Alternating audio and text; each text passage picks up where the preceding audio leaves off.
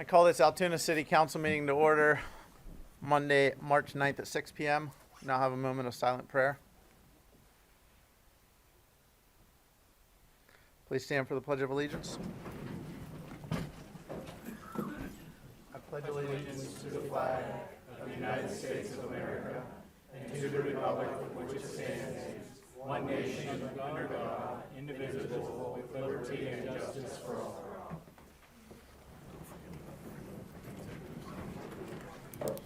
Linda, would you take roll call, please? Councilman Beatty? Here. Councilman Butterbaugh? Here. Councilwoman Klinich? Here. Vice Mayor Ellis? Here. Councilman Ickes? Here. Councilman Kelly? Here. Mayor Pacifico? Here. We had an executive session after our last meeting to discuss real estate, personnel, and potential litigation. We'll open up the floor for public comment now. If anybody would like to address council, please come to the podium, state your name and address for the record, and please keep your comments to 3 minutes. The floor is now open. 1515 25th Avenue, Devon Saylor. The First Amendment is the foundation of our country. It establishes freedom of religion, freedom of to publish information without censorship, and as it relates to this meeting, the freedom to assemble peacefully, to dissent against government, and to protest. Council, I am here today to object to the ordinance being introduced that relates to permitting requirements for events downtown in Altoona, in particular the police fees. At the council work session last month, it was discussed that council would impose new fees. The most alarming to me was the charging of $50 an hour for each individual officer that is deemed necessary for an event. I'm being told that this ordinance is being put forth in the means of being fiscally responsible. And I get it. It costs money to protect the public. 362 days out of the year, we find the money to protect our citizens, but not the 3 days where there may be protests. I understand fiscal responsibility, but you can't violate the rights of your constituents to balance the budget. Public safety is the obligation of the city, and you can't burden people's rights because you don't feel like meeting that obligation. And to be clear, Derek, this isn't an anti-police. You guys do a great job. We're thankful for your service. This is an issue of elected leadership. This ordinance is unconstitutional. It will cause irreparable harm to every citizen's First Amendment rights. This is established by the U.S. Supreme Court.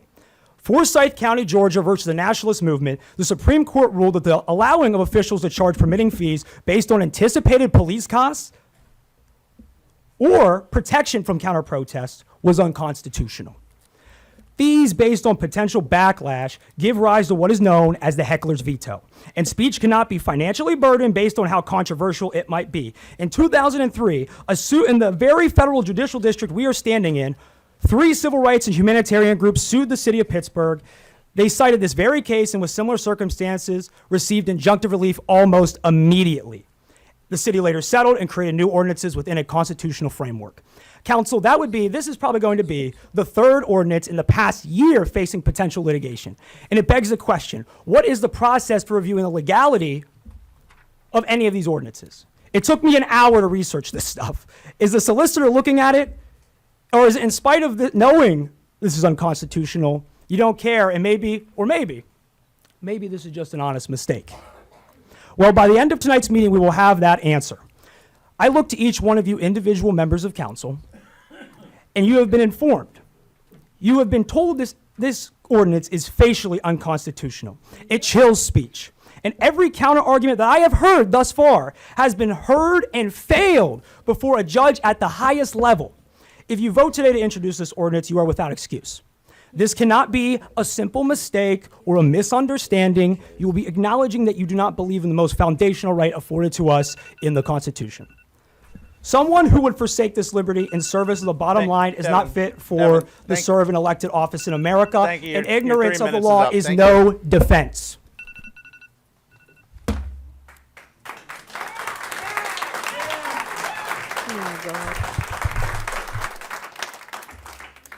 Hi, my name is Caleb Hogan, 2012 Fifth Avenue. I am speaking in regards to the ordinance on urban planning. I happen to be lower middle class. A lot of my friends and family happen to be lower class. The problem that I have is I've seen with some of my friends in Shippensburg is that by setting this ordinance and trying to have regulations to enforce and penalize it, we are actively taxing the homeless for not being homed. Without any home subsidization for housing, without any sort of shelters, any sort of benefits for them to help get them homes, all this is doing is cutting off another outlet they have for one of our 5 basic needs.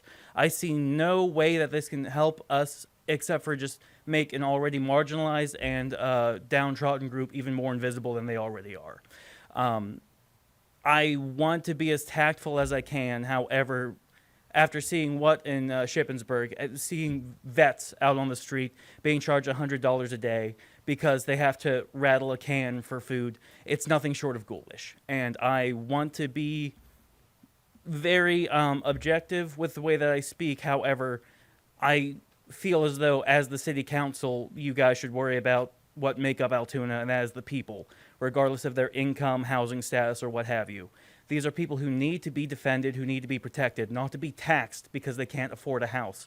We have a weird system now where my friend Kyler, he has a mortgage that he pays. It's a quarter of what he spent whenever he was renting 2 years ago. And already the rent has increased more. We don't have any protections, any fail-safes. We don't have any way to cap renting fees. We don't have any way to help people if they are out. We have 2 shelters, and I mean, one of them is already just barely functioning as it is. We have systems and organizations that have failed these people, and I'd rather we focus on solutions rather than just demonizing them all the further.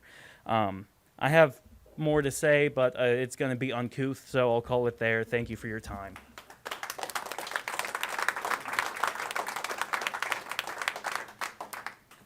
Hi, my name is Sherry. I have had the privilege to live and work. Excuse me, I need your I'm name so sorry. and My name your is Sherry address. L. My address is P.O. Box 1373 Altoona. I'm homeless. I don't have a street address. Thank you. Thank you. Sorry. I've lived and worked in Altoona for 30 years. My job's downtown. I saw the mayor today at my job and smiled. I like my job. I like my community. I love my neighbors, and not just the ones with street addresses. Last fall, I lost my housing due to violence in my home. I found another place for my dog to live, and I've been living out of my car and staying with friends and family to keep my job. I've had the same job for 4.5 years. At my job, I have to frequently ask unhoused people to leave the property. Sometimes we call the non-emergency line to get the assistance of an officer to have those conversations. Under this new ordinance, it feels like I would be at risk of getting these people arrested. They don't come in because they're confused or they are trying to cause trouble. They don't have anywhere else to go. I called Altoona Housing Authority to check my status of my application for a Section 8 voucher, and I was told that the program got defunded months ago and that they haven't issued any vouchers. I don't see this in the news. I asked the worker there, what do people do in my situation? She said, be homeless.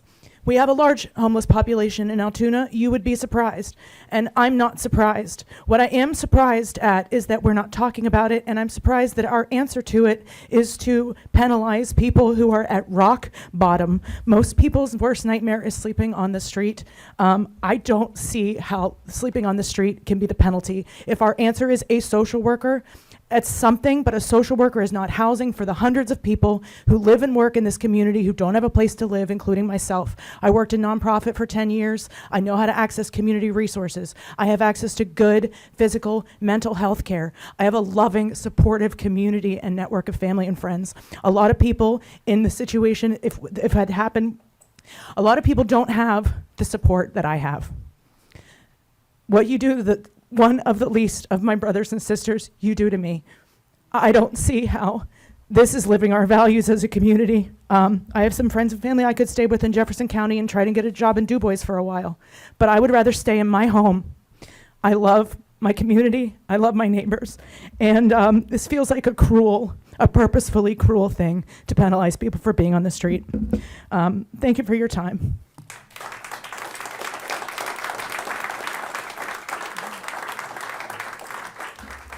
My name's Autumn Temple. I live on North 4th Avenue. At the January meeting, I presented case laws that clearly showed the litigation other areas have become involved in by passing ordinances that have spacing restrictions relevant to housing for recovery houses. These case laws haven't changed, and the fact that your proposed ordinance regarding these houses continues to include spacing restrictions, it continues to be discriminatory in nature. Simply stated, any ordinance that specifically targets individuals in recovery or individuals who are considered a protected class of people is discrimination. It doesn't matter if the space limitation is 1,500 feet or 300 feet. From attending your work meeting, it is apparent that the majority of the council members do not understand the difference between students and student housing requirements and the requirements that target protected classes of people. As mentioned in January, the Fair Housing Act addresses policies that discrimination against individuals based on specific characteristics. The City of Altoona receives money for fair housing, yet our city manager has not spoke to that department. I asked him and he told me he did not. Reach out to that staff person for input. Why is it that the City Council praises the renovation and addition of 30 additional apartments in downtown Altoona, where there's already several hundred apartment units, and you call this development? Yet when homes for recovery or boarding homes are being requested, some in the very same neighborhood, you want to call it saturation. This double standard is exactly why the Fair Housing Act exists, to prevent unequal treatment. If the city has concerns about safety or property management of recovery houses or other institutionalized facilities, these needs should be regulated in the same manner as any other residential or commercial property, rental property. By creating special distance requirements specifically for recovery homes, you are sending a clear message that is not just about safety, and people in recovery are not welcome, and these people are going to be discriminated against. Before voting tonight, I ask you to vote not on whether this ordinance sounds reasonable, but to vote based on whether the ordinance is legal or does it continue to expose the City of Altoona to a discrimination challenge. I urge the council to reconsider this ordinance before the city spends taxpayer dollars defending a policy that singles out a protected class. The other topic that I want to discuss is the urban camping ordinance. Your 5-year plan, your 2005 to 2009 consolidated plan, acknowledged there is a lack of housing opportunities for the homeless population. This is directly out of your plan.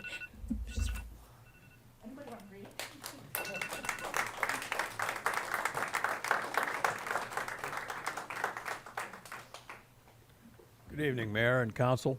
I'm Bob Kutz, 1304 Walton Avenue, Altoona, a Dutch Hill boy all my life, and we're here representing the council this evening, the Bedford Labor Council. Since 1990, we've conducted a Labor Day parade, and with much cooperation from the city, which I'm proud to say has always been a good event.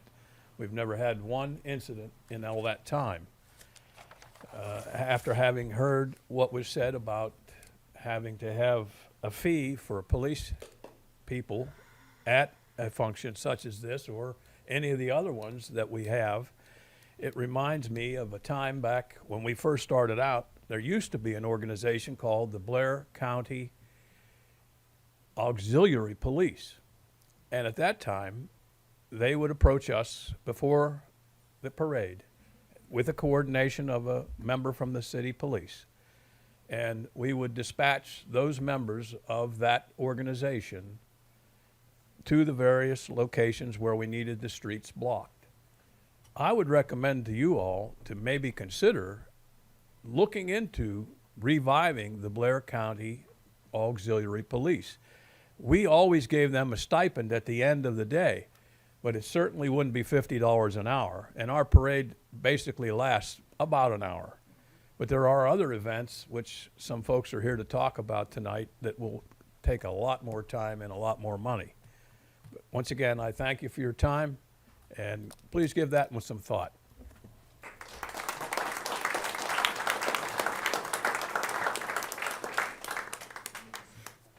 Hello, my name's Paul R. Spillvogel. I'm My address 150 Kings Highway, Altoona, Pennsylvania. I'm here also to say something about the $50 for the police. 19 years ago, we started, I'm representing the Blair County Antique Auto Club. And 19 years ago, Mr. Butterball, you were sitting up there, and we started the downtown cruise. Now you want $50 an hour for us to pay the policemen, along with 5 times more for the permits. And you keep on saying you want stuff happening downtown. Well, me and my wife, we started this cruise. We worked hard to start this cruise. Now you guys want blood money to keep it going? I don't know. I'll have to leave you know how we feel after the club meeting, but this $50 to me is ridiculous. Thank you.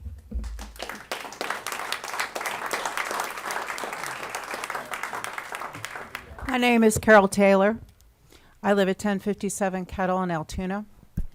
I am president of Indivisible, and I'm here to talk about Indivisible's position on this 553 ordinance that is proposed.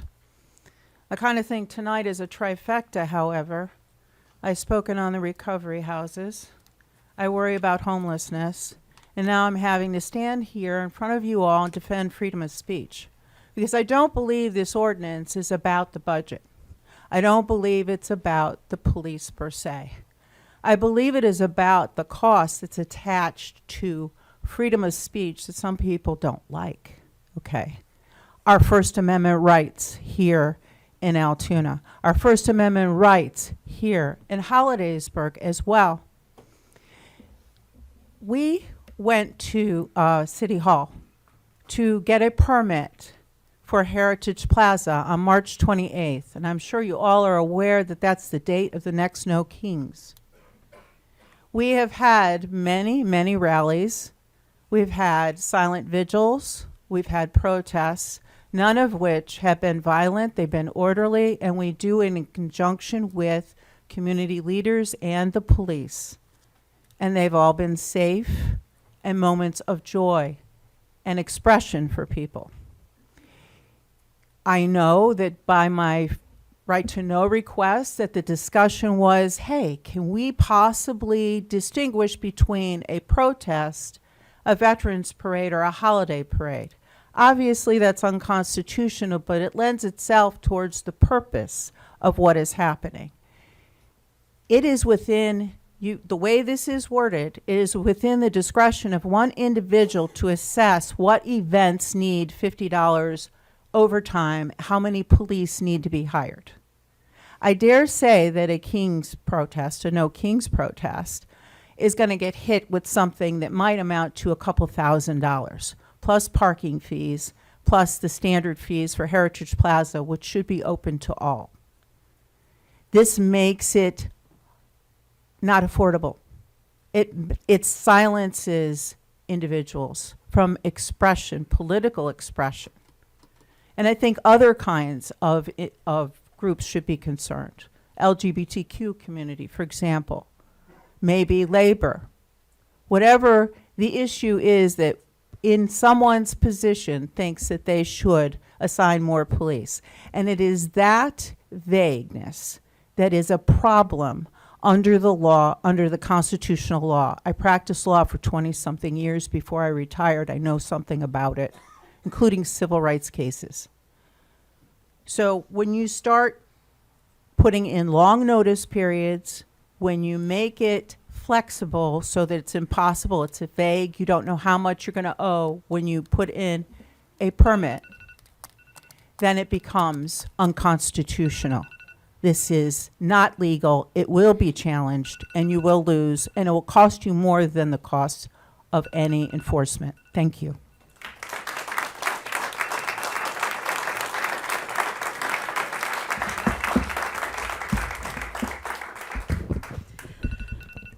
Good evening. My name is Bridget Jackson. I live at 313 Grant Avenue in Altoona. So tonight you guys are going to be introducing 2 ordinances that raise some questions. Should the right to speak or simply exist in public depend on whether someone can afford it, and sends a troubling message about whose voices and whose lives matter in our city? First, the proposal to charge $50 per hour per officer for downtown events, specifically citing protests, effectively puts a price tag on free speech. The right to assemble and speak out against government decisions is not a luxury service that residents should have to purchase from the city. It is a constitutional right. When you attach a fee to a protest, you're not managing events, you're discouraging dissent. Secondly, the proposed urban camping ordinance does something even more troubling. It criminalizes poverty. In a city where the median income is around $50,000 and more than 16% of residents live in poverty, the solution to homelessness cannot be fines, citations, or pushing people out of sight. For comparison, the median income in Pennsylvania is $78,000 and the national median income is $83,000.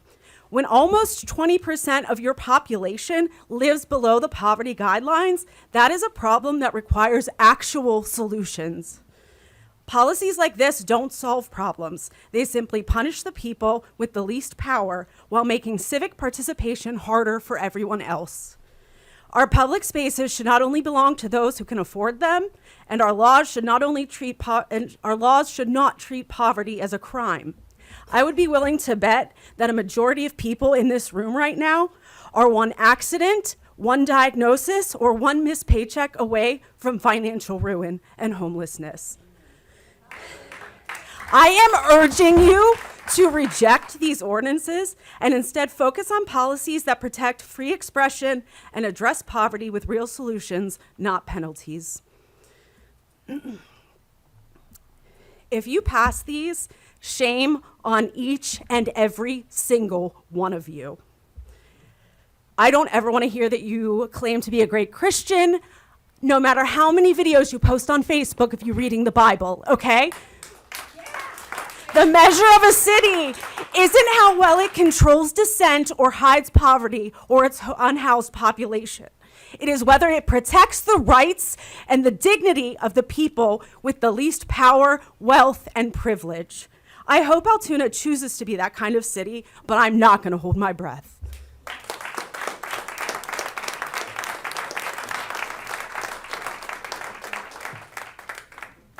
My name is Nancy Spillvogel, and I live at 150 Kings Highway, Altoona, Pennsylvania. And I'm here speaking because for the first time, it would have been our 20th year to have the Altoona downtown cruise with the Blair County Antique Auto Club, and as we always advertise, and the City of Altoona behind us. And we have had successful happenings every time, draw a lot of people back when there was nothing going on downtown. And that was the idea, to bring it here. And it brought the familiarity of what went on in Altoona with it being a nice community and everybody gathered there. So this is why I'm here.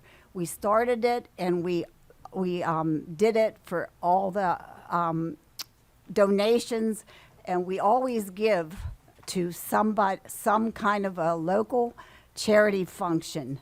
And that is this new ordinance, number 4, has so many violations that will cause this to be a disaster and not a good thing for Altoona, for the businesses that came down there that will benefit from that day when we get hundreds, we've had close to 1,000. So we can't see that this is not only, it's not constitutional, but it is kind of what I would say, something to keep people away from Altoona. Is that what we want?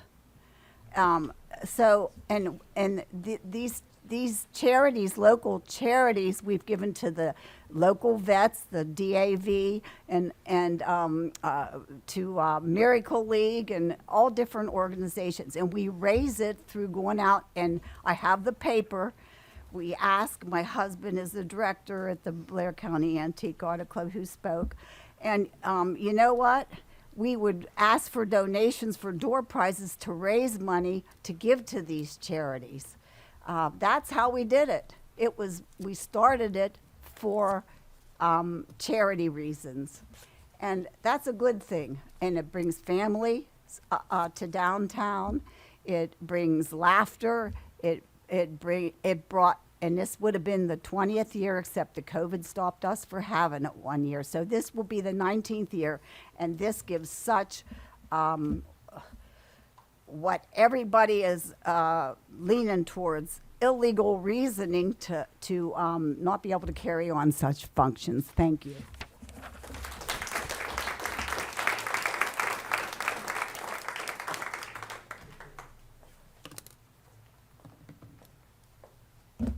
Good evening, council members and interested spectators. My name is Dwight Kennedy. I live on 2332 Reservoir Road in Hollidaysburg. I've lived in Blair County now for 50 years. I'm also one of the founding members of our local Indivisible Blair County organization. Indivisible has hundreds of chapters and thousands of members throughout the United States. But today I'm representing the Unitarian Universalist Fellowship of Blair County, a proud co-sponsor of local No Kings rallies, for which we're making our third application after several successful former local events. For information's sake, the Unitarian Fellowship counts among its many worldwide adherents numerous notable persons, including several of our founding fathers, such as Thomas Jefferson and John Adams. Among our tenets is a robust promotion of democracy and social justice. In keeping with these principles, the National Unitarian Universalist Association has entered into a formal agreement with the organizers of the No Kings rallies, which have hundreds of sites all over 50 states and also foreign countries such as France, Spain, Germany, Mexico, and more. The last international rally had over 70 million peaceful participants in the United States alone, the largest single-day rally in our history, and we're expecting more participants at our next event. As in the past, we are making application with the city for our next local event on March 28th. But now we're encountering new unexpected arbitrary impediments, which we believe to be unlawful and unconstitutional, as explained by case law from several of the previous speakers. We feel confident that if these new terms were opposed and litigated, we would prevail. But we'd rather prefer the previous successful arrangements. We feel an adverse legal decision against the city would reflect poorly on the city, as well as the city possibly incurring litigation costs and damages. With all this in mind, we, the Unitarian Universalist Fellowship of Blair County, would like to respectfully request that the city reconsider the new proposed application terms and return to the terms of the successful past events. Thank you for your consideration.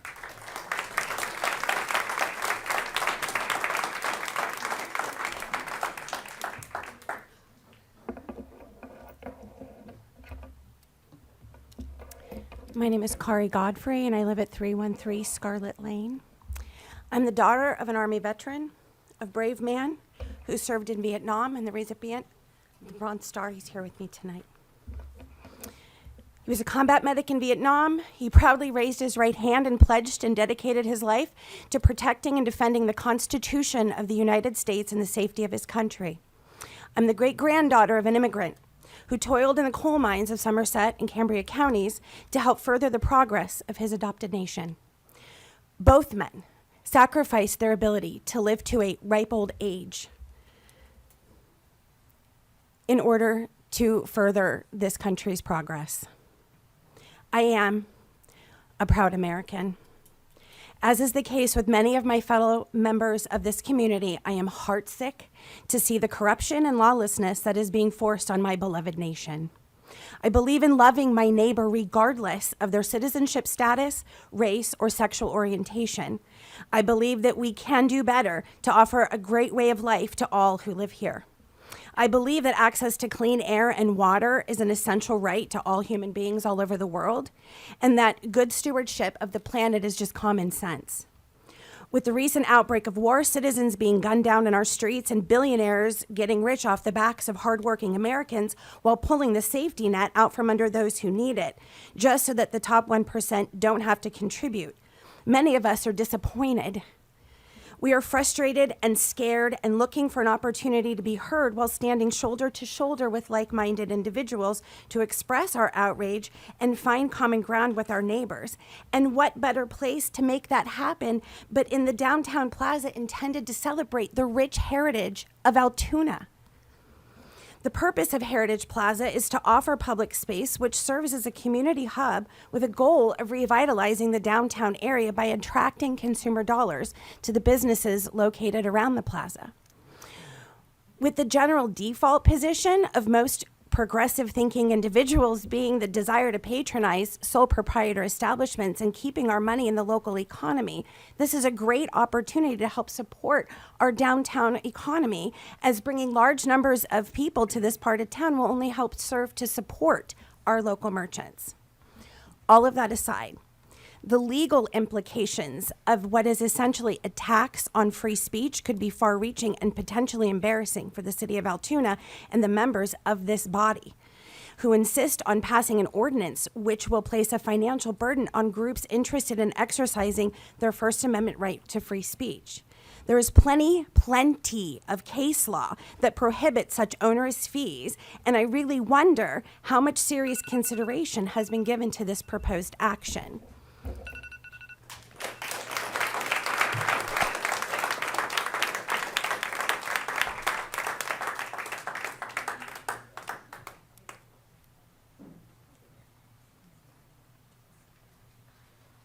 My name's Steve Geis, 104 Pleasant Valley Boulevard. I didn't intend to speak. I'm so sick of hearing the things that Jesus told us. Get out of your chairs and show us the things he did.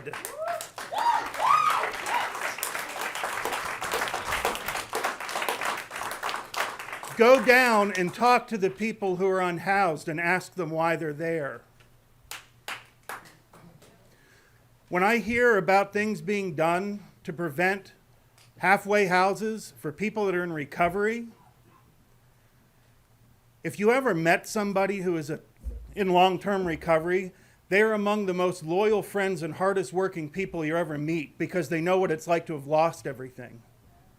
Parents send their children out and their kids tell them that they're going to a college party, and their kids come home, but it's not their kids anymore. Give that child the chance to come home and be what they used to be. For the people that are unhoused, ask how many of them are struggling with addiction and how many of them have just been priced out of housing in Altoona.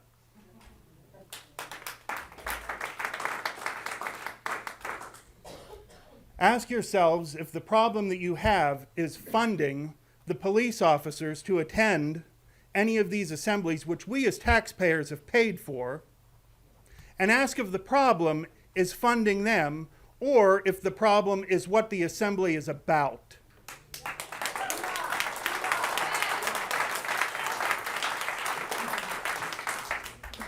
This woman who spoke about her grandfather or father, every serviceman who has gone over and has died has fought for our Constitution. The whole thing, not the parts of it that you like.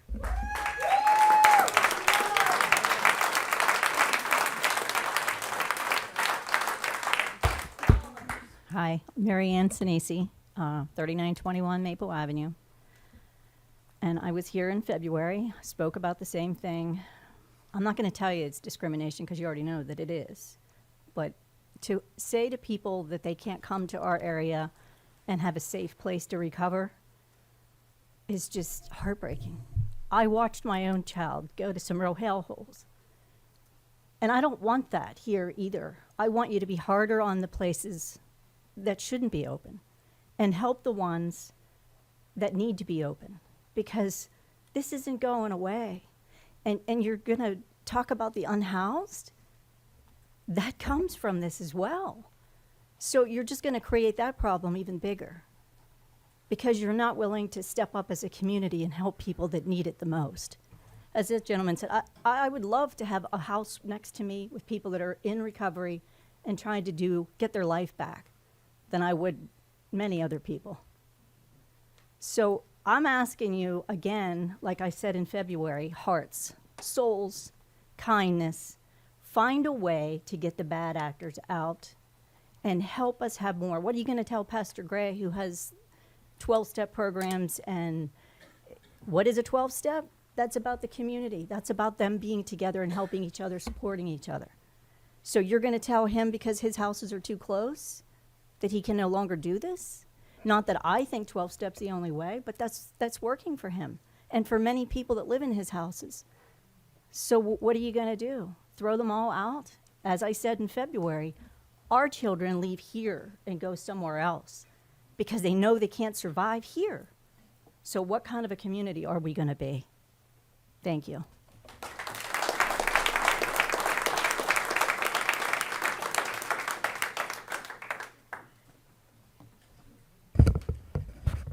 Good evening, Council. Steve Lawson, 2800 Walnut Avenue, Altoona, Pennsylvania. I would just like to piggyback on the young lady that was speaking earlier. Current public forum doctrine implies that the public is owed the right to speak and the government must offer a reasonable venue to engage in its desired speech without prohibition by the government. Questions of our First Amendment rights must be resolved with the goal of increasing varying viewpoints which listeners are exposed rather than to silence viewpoints you disagree with. In Termolini versus the City of Chicago, Justice Douglas explained that a function of free speech under our system of government is to invite dispute, and that the vitality of civil and political institution in our society depends on free discussion. Free. In Force County versus Nationalist Movement, the Supreme Court held that the listener's reaction to a speech is not a content-neutral basis for regulation. The court postulated that speech cannot be financially burdened any more than it can be punished or banned, simply because it might offend a hostile mob. The U.S. Supreme Court has generally forbidden charging fees for police protection of protesters, ensuring that the cost of exercising constitutional rights is not prohibited. In Dunlop versus the City of Chicago, the district court determined an injunction required that the city to provide police in such a number as is the professional judgment are required to afford adequate protection to plaintiffs. In case after case, the Court of Appeals of the Supreme Court of the United States has emphasized that the role of the government is to promote rather than silence speech in spite of potential for hostility. Am I? Okay. Thanks.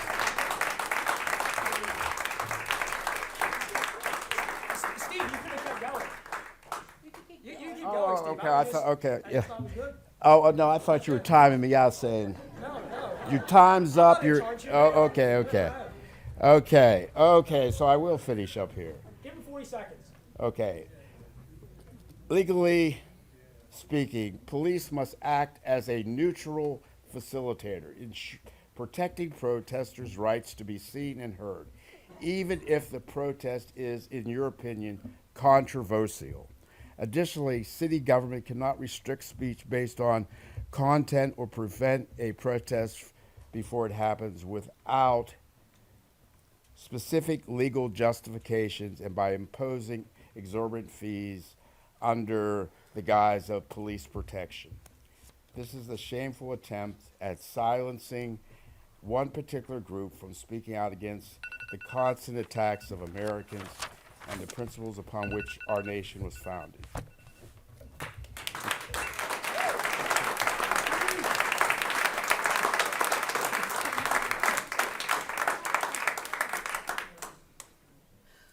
Good evening. Thank you for allowing us to come and speak. My name is Michael Allison. I live at 5322 4th Avenue in Altoona, Pennsylvania. As we used to say back in the 70s, I'm an Altoid born and bred, and I suspect I'm older than a lot of the people I'm looking at right now. My purpose here is not to give my resume, though that's going to be part of this, but I would like you to look at this contrast. You have very young people and a lot of really old people out here in the audience talking to you. Both often marginalized people in our society. They're not the people with the power. So, a couple memories. I remember back in the 70s when a mayoral candidate for the mayor of Pennsylvania went to a fundraiser, stood in front of a group of businessmen, pointed to that hill and said, "Don't worry, I'll keep those people in their place." He then proceeded to ask a gentleman who was in the business community with an adopted black son for money. That's pretty heavy-handed, and we're used to it. I'm 75. I've seen this stuff before. I had a lovely conversation with our mayor a couple of years ago. Maybe you remember, Matt. When the biggest problems in Altoona were the definition between a pizza sign and a mural with pizza in it. And also, what kind of religious stickers are appropriate to put on our city vehicles? Now, I have opinions because I'm an artist and I'm a graphic designer. If you look at your city vehicles, you'll see the design for the city landscape that I designed for you guys way, way back. After this speech, it might disappear, but that's okay. I'm an artist. I'm used to this stuff. But I've also restored the interior of Baker Mansion. I was, for 10 years, the curator of the Southern Alleghenies Museum of Art, which brought it here. I'm the founder of Art in Common, and when the Altoona campus kicked the Arts Festival, which we don't have anymore, out of there, I worked with the BCAF and Art in Common to hold it downtown. They weren't charged anything. I'm a former member of the board of the Interfaith Committee here that used to run summer seminars every summer. And also, by the way, I was on the board of Teaching Diversity, which was an anti-bullying and equity group, DEI, that stuff, here in Blair County, which was very successful. And we were about being even-handed. So let's be even-handed. This fee that you want to charge, I can understand that. The cops need to be paid, but the timing is suspect. Yeah, it just came up all of a sudden, didn't it? Michael. So, work out a compromise. That's what Matt and I did. Your time is up, sir. Oh, is it? Yeah. Okay, well, said enough. But I'll just go over a little bit. A quote from Mahatma Gandhi when he went to the British and told them they were going to have a protest. And the British said, "We'll arrest you and shoot you in the street." Gandhi's reply was, "There's 500 million of us. How many bullets do you have?"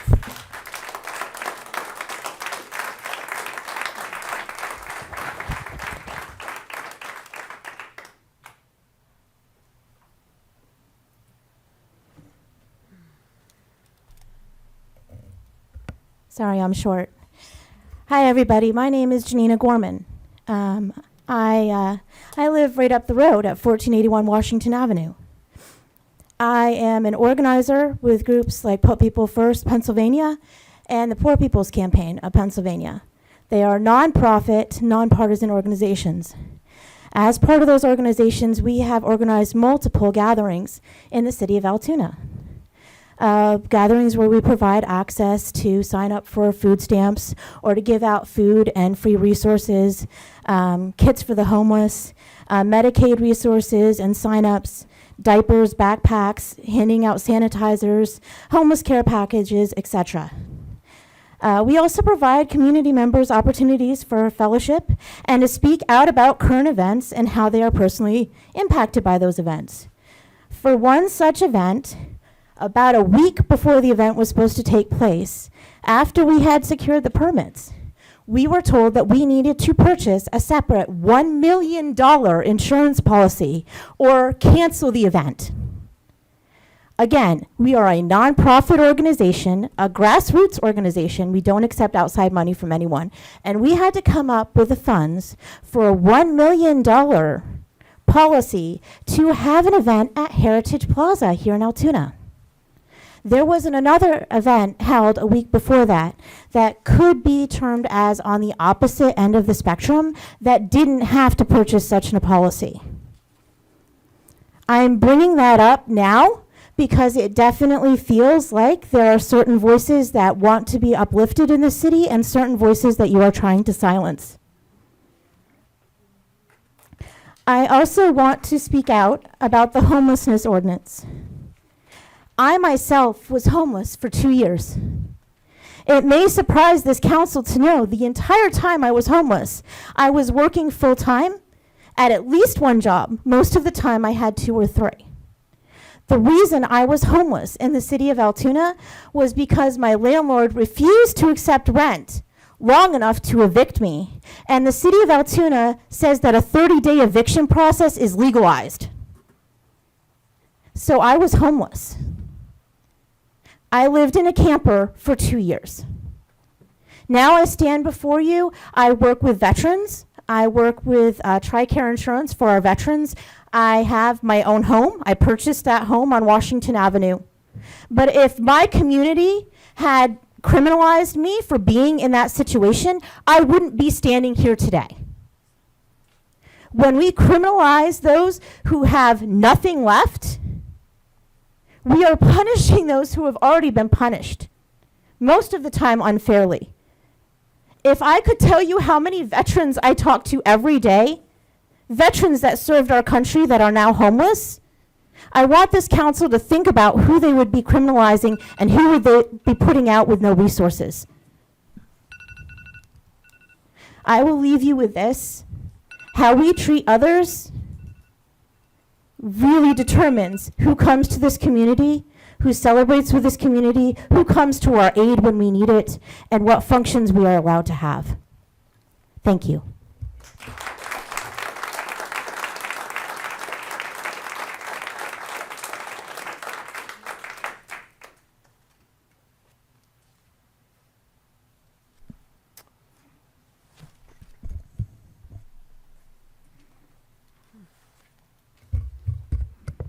My name is Norman Benford. I live at 2715 Furnace Avenue in Altoona. I attended 2 protests since I have lived in Altoona, and I will now count for you the number of violent incidences that I saw at those protests. None. 0. I'm not here to say that the police are the bad guys, because the police treated the protesters and the counter-protesters on the other side of the street professionally and with dignity and respect. So I thank them for that.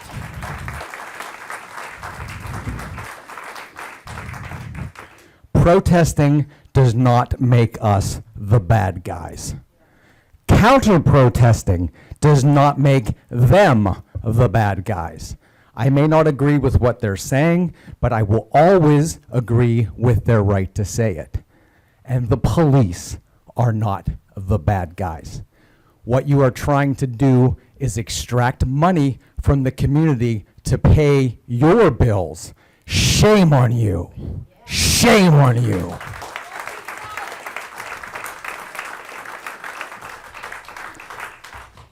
Anybody who votes to support this will self-identify as one of the bad guys. Do better. And the fact that this is not the most offensive thing that council is considering today, disgraceful. Absolutely disgraceful that you're sitting up there behind the DS trying to criminalize human beings who live in your city. Do better!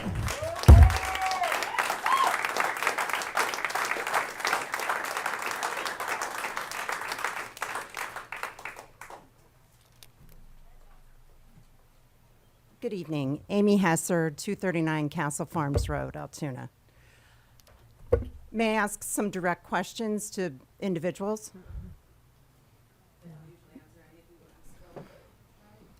Okay.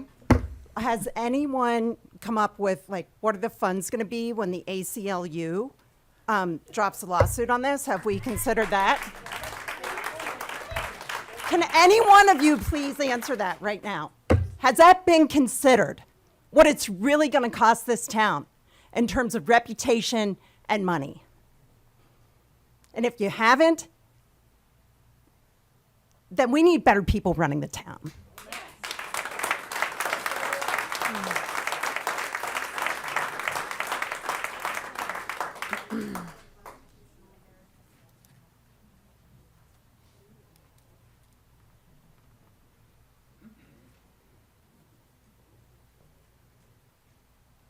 I'll start you guys out with an easy one. I'd like to know if there are any plans. What's your name, sir? Oh, Tim Baker, 306 South 8th Street. I'd like to know if there are any plans to address the crumbling building on Norfolk Southern's property across the street from Chestnut Avenue. You guys had no problem dragging my grandmother into court every 2 months as she was dying from kidney disease because she couldn't afford to fix the roof on her house. And that building is more unsightly than any unhoused person I've ever seen in this city. What have you done to prevent homelessness? The railroad is bleeding jobs. The hospital is hiring travel nurses. All of the new jobs are in food service and retail. There are people working those jobs who weren't even alive the last time the minimum wage was raised in 2007. A home I rented in 2018 for $750 a month is currently listed for $1,200 a month. I can see from the pictures in the listing it's done nothing to deteriorate in those 7 years. You guys have the power to institute rent control policies. I suggest you start there before criminalizing homelessness.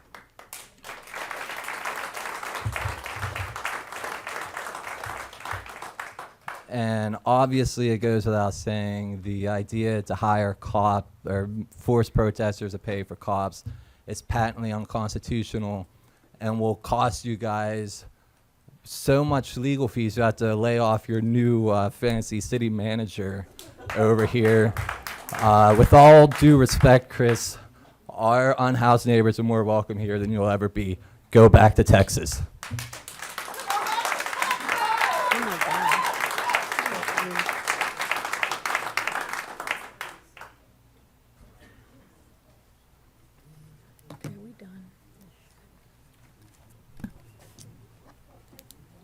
Any more public comment?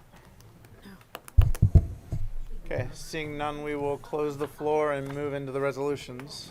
Item A is approving the minutes of the Altoona City Council meeting held Monday, February 9th, 2026. Item B is amending and restating the fee resolution 4-26 adopted in January of 2026 to include the removal of the Altoona Parking Authority rates for the monthly lot fees, addition of public events fees, law enforcement, traffic fees, cleanup and damage repair fees, Altoona Parking Authority lot fees for use of downtown lots and parking spaces for public gathering and events, and removal of the Heritage Plaza rental fee and nonprofit waiver.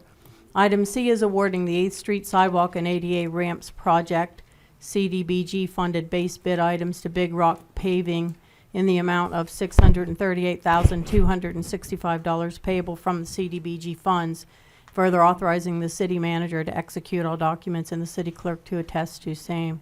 Item D is awarding the 8th Street Sidewalk and ADA Ramps Project additional work items to Big Rock Paving of Mount Wolf, Pennsylvania, in the amount of $106,479 payable from capital funds. Further authorizing the city manager to execute all documents and the city clerk to attest to same.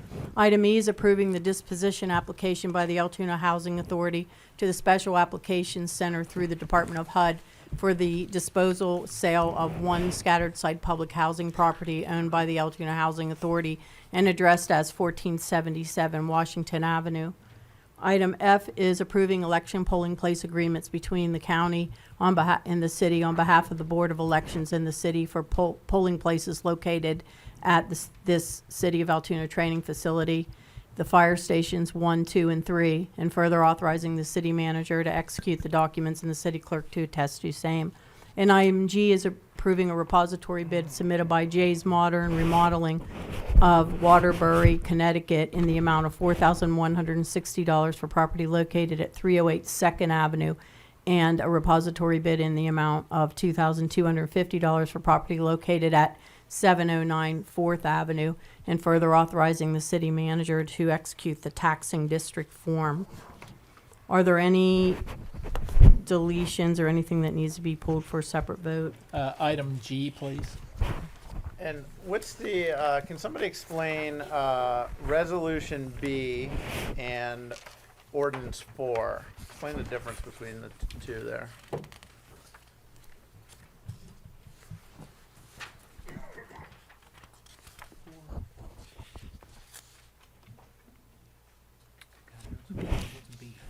B is the fee resolution. B is the fee resolution.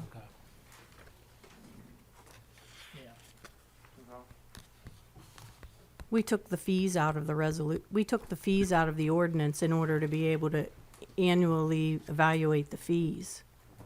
And the ordinance was are you talking about the public gathering ordinance? Yeah. Yeah, that was, that is, let's see. You said number 4. Are you asking if they're separate? They Yeah, are. I'm curious, like, can we amend B before Ordinance 4? You see, what you know what I mean? Like, what are we amending because the ordinance didn't get introduced Hasn't or been passed changed yet? yet, so is it inappropriate to have the cart before the horse, basically? Yeah. Yeah, it doesn't matter. It's a fee, it's a resolution. You want to answer it, Mike? Well, one is a fee, or one is a resolution, the other is an ordinance. The resolution that you adopted is also taking care, it's a follow-up to what you did when you turned fee structures and parking authority enforcement over to the Altoona Parking Authority. Should the resolution wait to be amended until the ordinance is introduced and passed though? So, you see what I'm saying? So should we table the resolution until April? And I think we should. And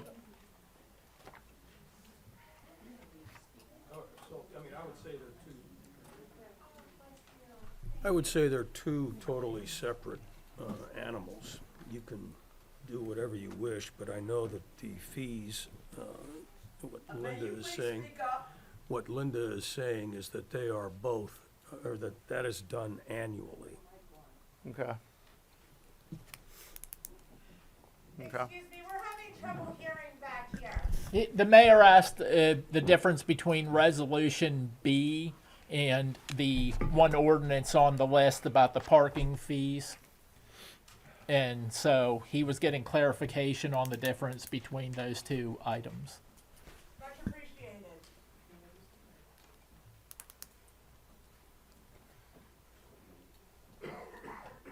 So do we want to table this then? I would table B till we see what happens with the ordinance. Okay, I'm good with that. We'll table B. Proceed with Do we need Ace. Counselor, if we table B, do we need a motion, or can it just be consensus? Well, you just don't approve it, or Steve?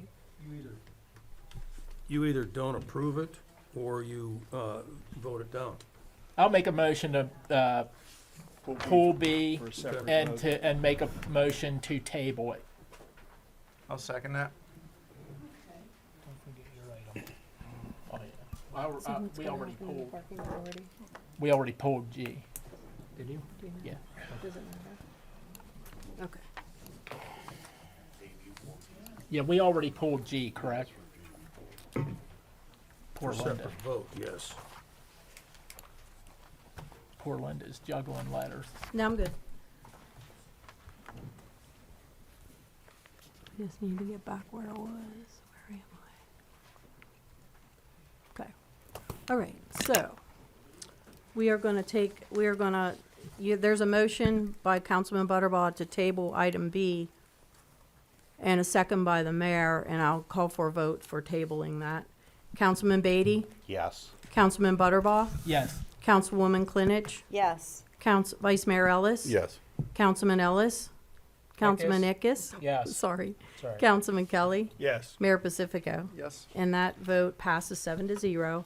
And then we also have a vote for, we are going to pull, at the request of Councilman Butterbaugh, item G for a separate vote, and that is approving a repository bid submitted by Jay's Modern Remodeling of Waterbury, Connecticut, in the amount of $4,160 for a property at 308 Second Avenue and $2,250 for a property at 709 Fourth Avenue, and authorizing the city manager to execute the taxing district form. I'll call the roll for a vote. Councilman Beatty? Yes. Councilman Butterbaugh? Yes. Councilman Klinich? wait. Are you Yes. voting, are you Time out. appro- Time. Are we doing I'm the sorry, resolution? Linda. No, we're voting on G. We're voting on G. You're voting on G, yeah, approving, a- Normally, we vote through all Yeah. the resolutions. and right, then but I when we- called Okay. Okay. the vote we were pulling first. So we're- you want to do G first? Yeah, that's what I just read it. So we're doing G. Linda, let's start over then. All right. You need to unwind that. Councilman Butterbaugh requested that item G be pulled for a separate vote. Approving a repository bid submitted by Jay's Modern Remodeling of Connecticut in the amount of $4,160 for property located at 308 Second Avenue and $2,250 for property located at 709 Fourth Avenue, and authorizing the city manager to execute the taxing district form. Councilman Beatty? No. Councilman Butterbaugh? No. Councilwoman Klinich? No. Vice Mayor Ellis? No. Councilman Ickes? No. Councilman Kelly? No. Mayor Pacifico? No. And the vote does not pass. Now I will call for the consent vote on all items excluding item B and item G. Councilman Beatty? Yes. Councilman Butterbaugh? Yes. Councilwoman Klinich? Yes. Vice Mayor Ellis? Yes. Councilman Ickes? Yes. Councilman Kelly? Yes. Mayor Pacifico? Yes. And the consent vote passes 7-0. We have five ordinances on the agenda, all for introduction. That would bring these ordinances, if introduced, that would bring them back into the meeting in April for adoption. The first ordinance is an ordinance of the City of Altoona, Blair County, amending the code by adding a new Chapter 509 entitled Urban Camping, providing definitions, regulations, enforcement, penalties for violations, repealing all other ordinances or parts of laws in conflict therewith, severability, provisions, and an effective date. Is there a council member willing to introduce this ordinance? So moved. This ordinance was introduced by Vice Mayor Ellis. The second ordinance is an ordinance of the City of Altoona amending the code to amend Chapter 105 Police Civil Service Commission, Article 1, Rules and Regulations, Section 10522. B, physical agility testing, updating the physical agility testing, repeal of all other ordinances or parts of laws in conflict therewith, severability of provisions, and an effective date. Is there a council member willing to introduce this ordinance? So be it. This ordinance was introduced by Councilwoman Klinich. The third ordinance is an ordinance of the City of Altoona amending the code, specifically Chapter 571 entitled Halfway/Recovery, Rooming and Boarding and Institutionalized Facility Licensing Program. Form of application, item A, changing language by striking the word "or" and adding the word "and" in item A, Rules and regulations, number 2, changing the distance requirement from 1,500 feet to 300 feet, repealing of all other ordinances, parts of laws in conflict therewith, severability of provisions, and an effective date. Is there a council member willing to introduce this ordinance? So moved. This ordinance was introduced by Councilman Butterbaugh. The fourth ordinance of the City of Altoona amending the code, Chapter 553, entitled Public Gatherings, to change the title, add noise and alcohol permit wording, extend the submission deadline, remove deposit references, update insurance requirements, remove the waiver of fees, include city-sponsored information, provide penalties for violation, provide severability of provisions, repealer, and provide an effective date. Is there a council member willing to introduce this ordinance? So be it. This ordinance was introduced by Councilwoman Klinich. The fifth ordinance for introduction is an ordinance amending the code to amend Chapter 405 entitled Lease and/or Conveyance of City-Owned Land to authorize conveyance of city-owned land located at 320 East Chestnut Avenue to the Redevelopment Authority of Altoona for $1, reaffirm the remainder of Chapter 405, repeal all other ordinances or parts thereof in conflict therewith, provide severability of provisions, and provide an effective date. Is there a council member willing to introduce this ordinance? I'll do that, Linda. This ordinance was introduced by Councilman Beatty. Okay, city manager updates. Chris, No updates. thank you. Council updates. Anybody have any? Councilman Kelly? Yeah, I think a couple of things. I think we'd be remiss not to take a moment and acknowledge the shooting of Corporal Timothy O'Connor in Chester County, Pennsylvania State Police veteran of 15 years. I mean, that's certainly a reminder of. Could you speak up or turn your speaker on? We can't hear you back here. Yeah, we're not, this isn't on part of the PA system. It goes into the recording. So I'll try to project a little bit more if that's all right. I said I think we'd be remiss if we didn't take a moment and acknowledge the shooting, the fatal shooting of Corporal Timothy O'Connor in Chester County, a 15-year veteran of the Pennsylvania State Police who was shot while performing what should have been a routine traffic stop last evening. And it certainly reminds all of us of the hazards that all of our first responders face and the very difficult jobs that they have. I'd also would like for all of us to keep former Mayor Bill Scherf in our thoughts and prayers. Bill lost his wife, Kathy, and I know that that's while she had been in ill and declining health, it's a tragic loss to the former mayor. And I'd ask that all of us keep him and his family in our prayers. One other thing, and this is a little bit more of a happy note, is Bob Kutz still in the room? Bob, you might get mad at me for doing this, but I found out that Bob, whom I think probably all of us know, is going to be recognized in April. Bob, is that right? At the statewide, you're probably really going to be mad at me for doing this, but you're going to be recognized at the statewide Pennsylvania AFL-CIO convention with their Lifetime Achievement Award.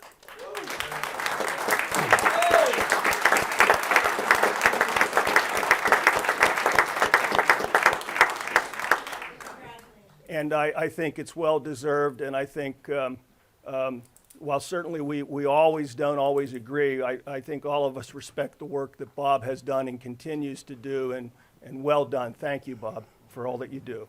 And for our community. So, and I do appreciate all of you coming out tonight and expressing your opinion. It's not always an easy thing to do, and I thank you for expressing, and many of you, your very heartfelt feelings on it. And I do believe that, and I had mentioned this at the work session, and maybe someone thought it was a joke, but I said, have we no place like Hyde Park where people can go to express their opinions? And I do think that's important, and I hope that we can find some kind of a compromise or working solution that we're still able to entertain that expression of free speech. But I also do believe that there's certain events that may require additional police protection and cost. And I think that that's important that we look at that. But I do think that there should be the ability to gather and express opinions on issues of importance to the community. And I thank you all for coming tonight to express that opinion. And that's all I have. Councilman Nickus, Thank you, Mayor. I have nothing this evening. Thank you. Councilman Butterwell. Yeah, I'd just like to thank everybody for coming out and voicing their opinion. That's very important, whether we agree or disagree. It is important for everybody's voice to be heard. One of the easy things on the list, I wrote just a little list down here. Somebody mentioned Norfolk Southern. We've been trying for a long time to get them to clean up things around the railroad tracks, buildings, and various appurtenances there. Railroad is federal land under federal law. They're almost virtually untouchable. And so I completely agree that we need to do the best we can in communicating with them and getting them to clean up their stuff. Stuff I've mentioned in the past, really the issue in a lot of things is about housing and making sure housing is safe here. And there are various categories of housing we have in the city, whether it's market rate housing, market rate rental facilities, or subsidized housing, Section 8 housing, where there are rules that have to be met. But there is also, many of our issues come when you have housing where the rules aren't being applied. I refer to it as like subsection 8 or subpar housing. And having worked with addicts, and what we're missing in this, people are purposely bringing addicts here sometimes to mistreat them. And I don't believe it's benevolence when you open your neighborhood woman's shelter and when they don't have money, you give them the opportunity to pay sex in lieu of rent. That is going on here in Altoona. I call it rape. I don't call that benevolence. And so we do have to provide safe housing for everybody. Now, we may disagree on the tent city because we cannot have people defecating on city streets, and people need to have a place. And so when people bring somebody in to help them, they need to take responsibility. Because we also have an issue where people bring them in, even if they're good-hearted, even if they mean well. But when the subsidy runs out, they kick them out onto the street. The benevolence goes away when the money goes away. And that's not fair to people that come here and have no family, no help. So what we have been doing, and Councilman Ellis has been working very hard on this, especially working with the nonprofits. We've given over $1 million to the homeless issue and to subsidy issues and addiction issues over the last few years. So it's not like it's not being addressed. And I think a lot of that gets lost in the conversation of what is council doing. It wasn't that long ago we put over $800,000 into a family shelter over on Beale Avenue to have that renovated and have that be a safe place for people to come that find themselves homeless. And so there are a number of agencies and a number of people working on this, and there are people working very hard because sometimes people get lost in the shuffle. And so what we have to do is a better job of finding out which agency's talent fits the best for the particular person that needs the help. Some people are very good at working with people that are having issues of addiction. Some people's talents are working with people of mental health. Some people's talents are just providing a home and providing safe space for people. And so various agencies, some taxpayer funded, some privately funded, some faith-based funded, some people really know what they're doing. Some good-hearted people get into it and they learn a lot of lessons the hard way. This is not easy. This is not an easy problem, but I assure you, there's a lot more work going on than people think. And so I just wanted to share that with y'all. Thank you. We appreciate it. We are trying, seriously. You're doing. Thank you.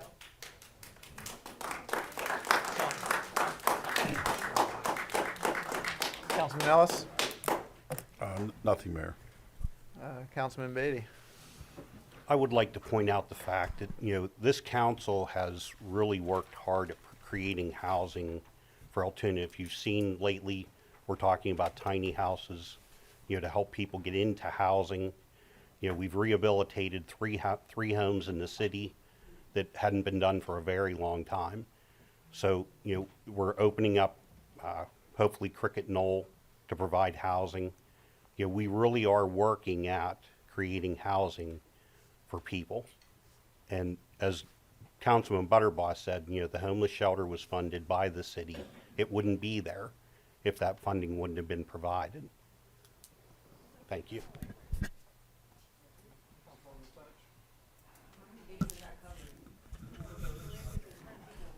I appreciate everybody coming out and voicing their opinions. And just know that behind the scenes, there's a lot of things that go on that maybe you guys don't see. So we're working to help the homeless, and the homeless doesn't go unseen or pushed out.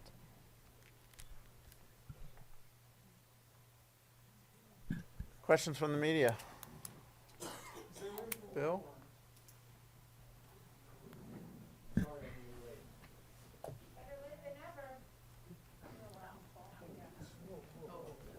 I'm sorry, public comments closed.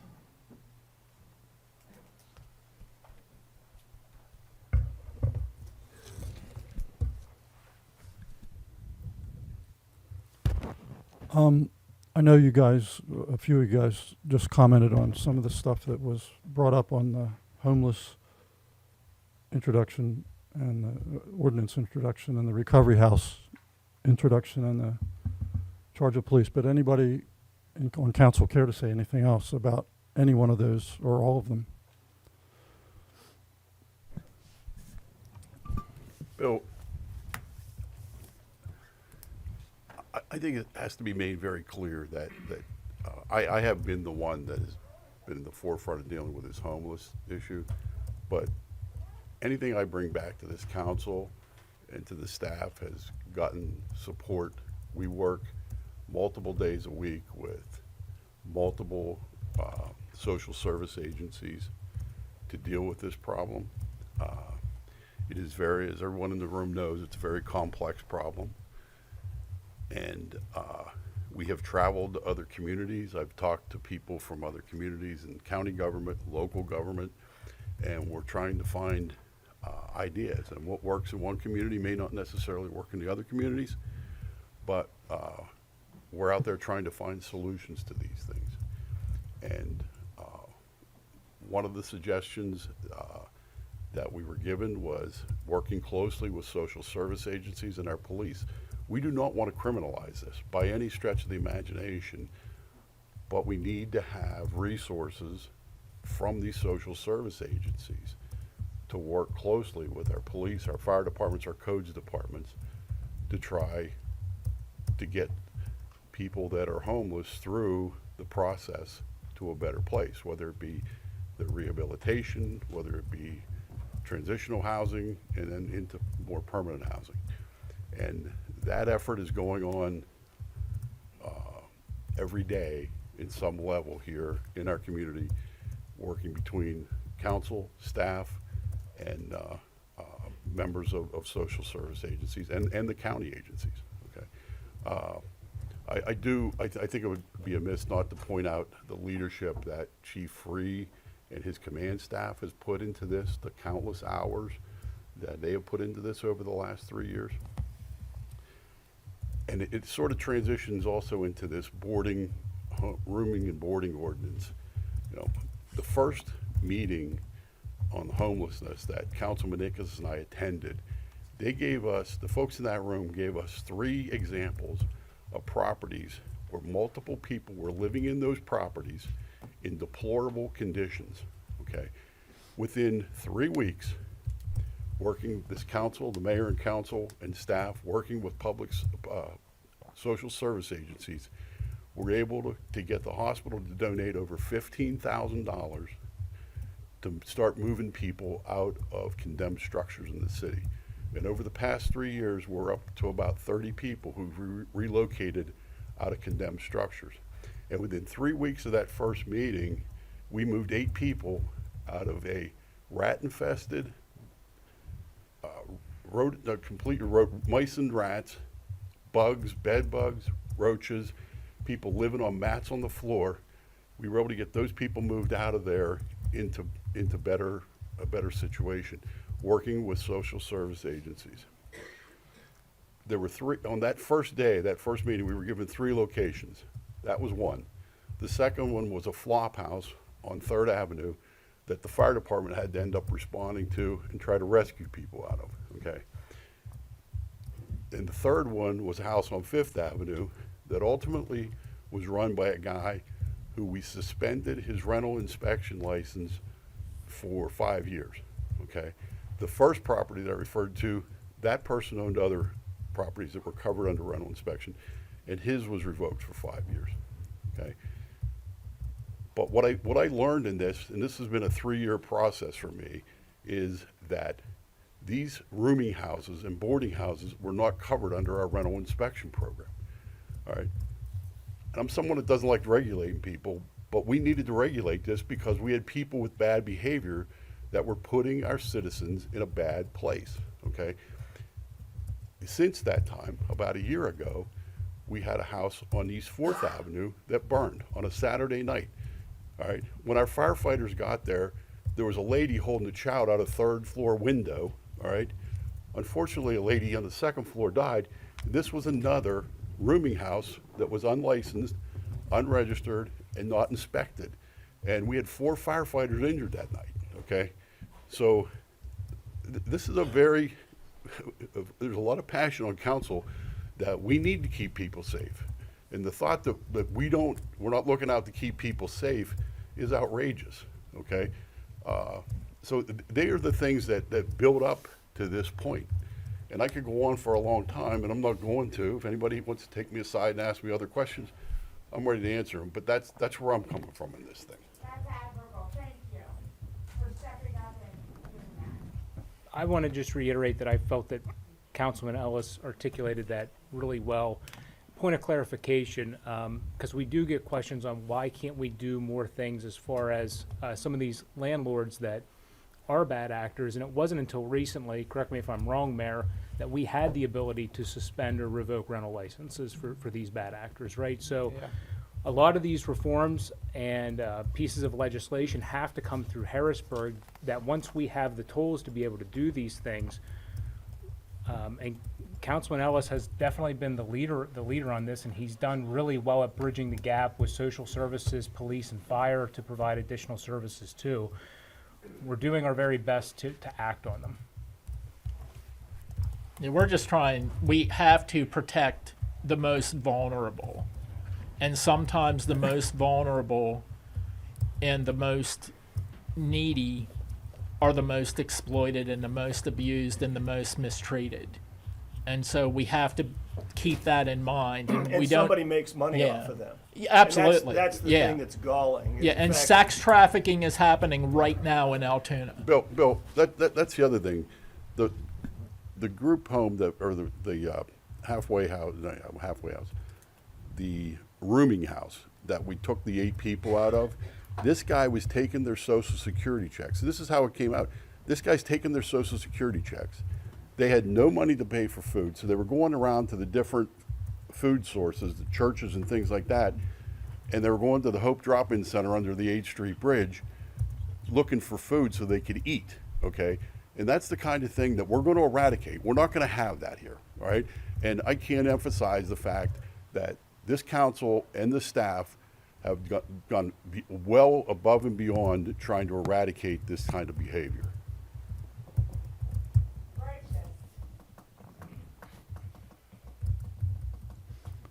And I'd also like to add, when we came to council, council works well with the thought that Altoona is a community. In the past, whenever we had comprehensive plans, they went on a shelf, and they didn't get any action, sometimes because of city management, that type of thing. With Chris as our new city manager, with the Altogether Altoona plan, we've put resources into place to work on all these different problems. And Altoona is not a microcosm. This is nationwide. Altoona has problems, Philadelphia has problems, Pittsburgh has problems. But we work every day to create good, safe housing. If you have a house that is uninhabitable, it doesn't have heat, it doesn't have water, and somebody's renting it or living in it, that's not a safe environment. And, we really do try to get all the social service people involved to try to help and get people placed. But government isn't the cure always. Churches have stepped up. We've got people that would donate materials to fix homes up. A lot of good volunteers in the community. Our town, Operation Our Town has donated funds to get people housed and to fix up housing. Local businesses have given us supplies, and faith-based organizations have worked to help elderly people who need a home repair. So, it's unfair to base this as we're not doing anything. We're doing what we can with the money we have, and I think people need to understand that.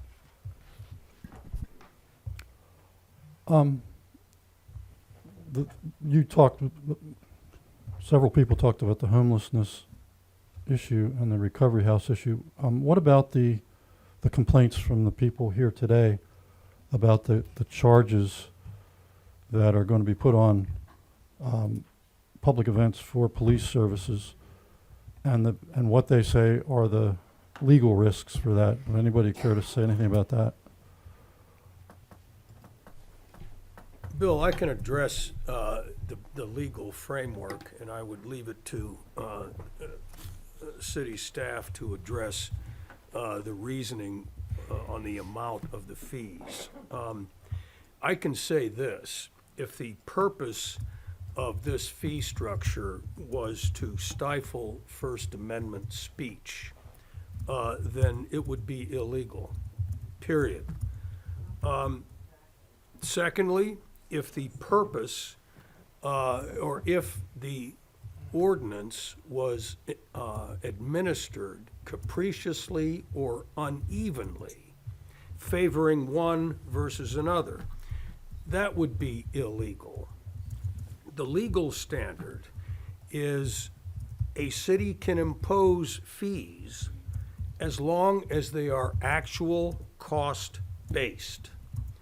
They can impose a fee structure as long as it is content neutral, meaning the same rules apply for a No King rally as opposed to a MAGA rally. There can't be any distinction.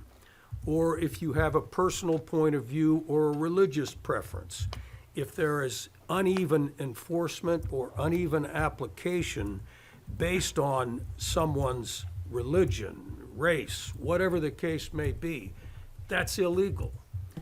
So you have to have an actual cost-based reason for the fees. There has to be content neutrality and reasonable rules as to how you're going to allow a public gathering.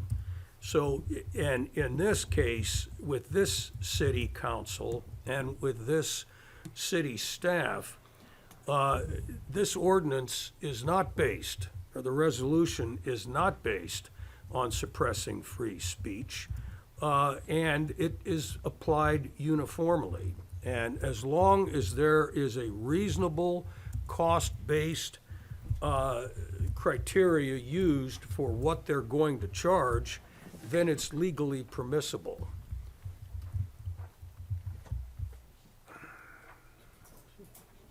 Well, if you don't mind, I'll forward a question from Devin here.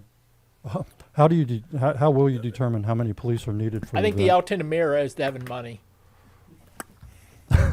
How much do you get for that question? I'm his negotiator right here, right now.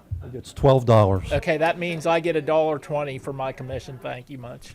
Look, I'll answer questions from the press, but, you know, public comment, all that's over. And I don't want to get into any back and forth with anybody because I respect what everybody truly feels and believes. So, Okay. Anybody else want to say anything on that from council? Yeah, I mean, we're all passionate about this. We all care. I mean, now there's going to be things we agree on, and there's going to be things we don't. And we have been working those things out. And I don't think enough credit could be given to Councilman Ellis. He has given boatloads of time and effort with the various agencies and with the various entities involved working on this very tirelessly and then letting us know, okay, here's what we need to make this better. I mean, the amount of work put into this and cooperation between various entities that believe different things and look at things differently, it's working. We're working together and it's working. So we just need to find ways to work together. Bill, I'm not in favor of charging for events downtown. Do you want to elaborate on that, Matt? No. I'm not in favor of charging for events downtown. Okay.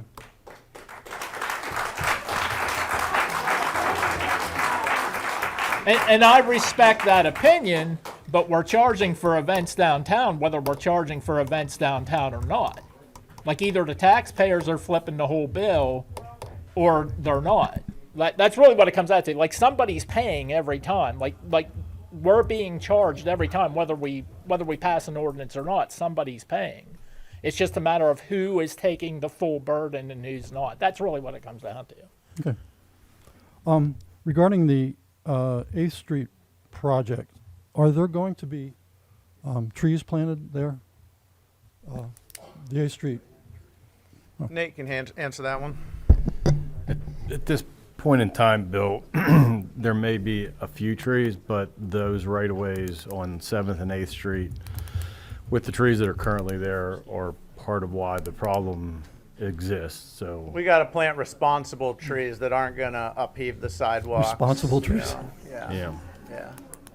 Because street trees are important, even though some people on council would like to see a city bare of trees on all sidewalks, but they really are important, and they do serve a purpose for keeping, temperatures down in the city, so it's not a concrete jungle. As long as they don't bust up nice sidewalks, I'm good with them. That will be from 6th Avenue all the way up to the top of the hill? Is that? Yeah. Okay. And what are will that project be likely done this year?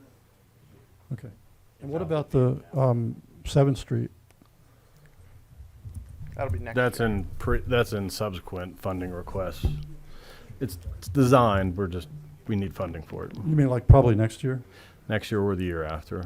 It's what it's slated for. Again, we'll have to put the capital budget together for next year and the year after and see where it falls with other needs. Okay. And then could somebody explain to me what the 320 Chestnut Avenue property that goes to the Redevelopment Authority, what that is? It's the ice building. former Naval Reserve. Oh. And Besides Martin's, between Martin's and Juniata Gap Road.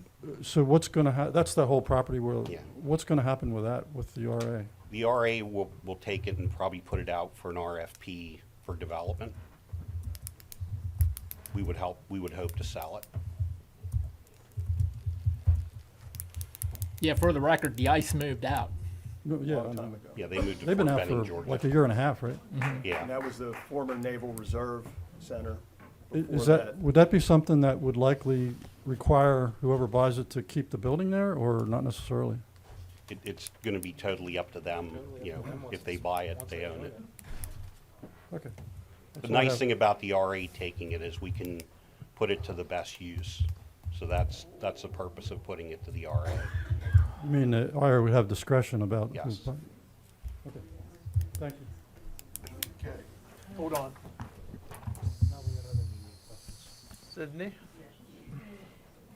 Hi, I'm Sydney with WPSU. I just wanted to clarify some things that I was wondering about. So I know a couple of people asked about the timing of these ordinances. I know it's also pretty recent that charging for downtown parking has been implemented. So is that part of the reason for adding these fees for either the urban camping ordinance or for, events downtown? Is it just, does the city need more money? Does that play into the timing? I'm just curious about that. My opinion is just before the new year came, the discussions started, and we've been just sort of dragging our feet. But typically, end of the year, beginning of the year is when these discussions take place, just because of the calendar. The parking is unrelated to the parking. I was just wondering if it was a part of a trend. No, we're trying to get the parking authority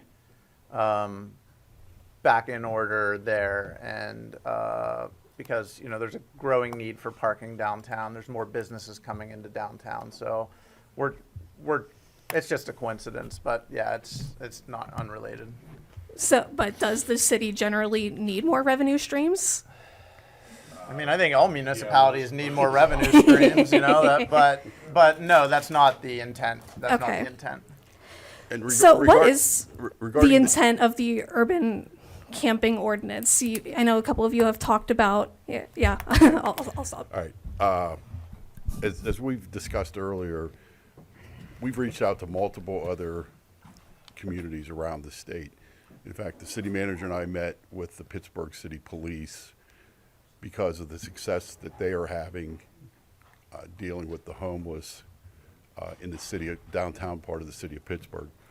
And one of the recommendations that they had was to have a camping ordinance put in place for public property as part of dealing with this.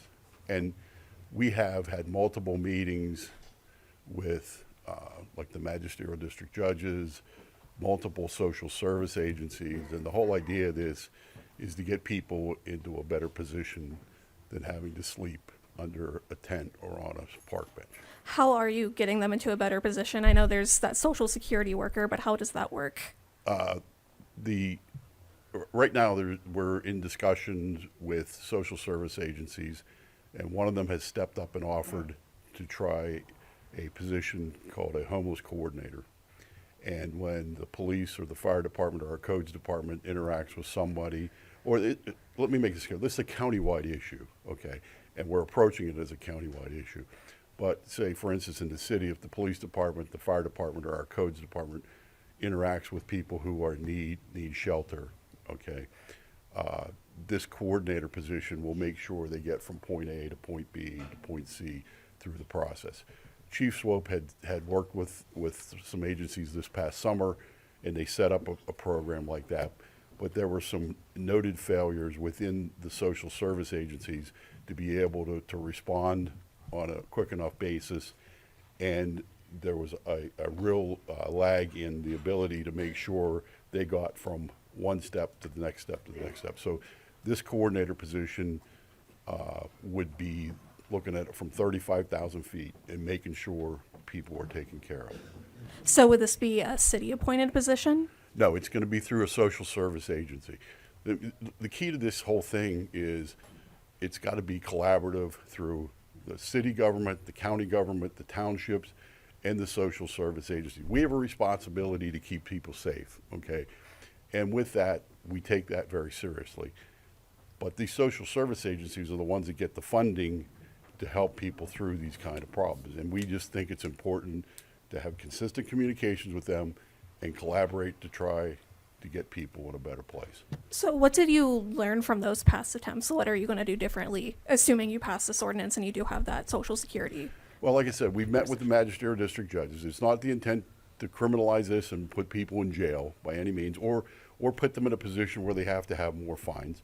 We're looking at a lot of potential options, a potential option of maybe doing public service if there's some criminal charge that's brought. And let me put it this way. We are constantly open for suggestions to make this a better place, all right? We're not closed to ideas to make things better. Last thing I wanted to ask, someone mentioned earlier that Section 8 funding is out. Is that true? I would defer you to the Housing Authority. They Okay. actually gave a presentation on that at a meeting that the mayor and I were at last week, so I think they can give you a better, clear picture on that. Okay, well, thank you. Meeting is adjourned. Rebecca, I need.